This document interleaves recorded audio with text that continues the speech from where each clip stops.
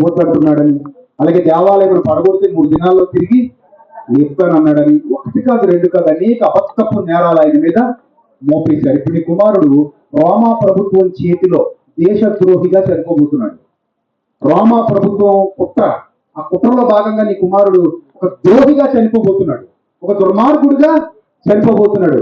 దుర్మార్గులతో పాటు అతనికి పాలు నియమించబడింది. ఇద్దరు దొంగల మధ్యలో ఒక దొంగగా చనిపోబోతున్నాడు, ఒక ద్రోహిగా చనిపోబోతున్నాడు. అలాంటి నేరాలు ఆయన మీద మోపేశారు. ఇప్పుడు ఆయన చనిపోతున్నాడు. మిమ్మల్ని అడుగుతున్నాను, ఎవరైనా మన బిడ్డను అలా దేశద్రోహిగా చేసేస్తే మన చుట్టుపక్కల వాల్యూ ఉంటుందా?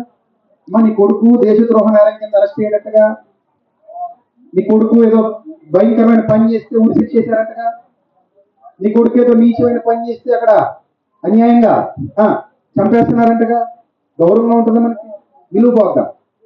గౌరవంగా ఉంటుందా? విలువ పోద్దా? విలువ పోయింది. అందుకే వీళ్ళు ఎవరు వెళ్తలే. చనిపోతున్నది వాళ్ళ అన్నయ్యే, కానీ ఎవరు కదలట్లేదు.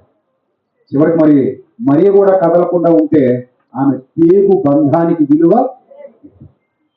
తప్పుకోలేక వెళ్ళిపోయింది.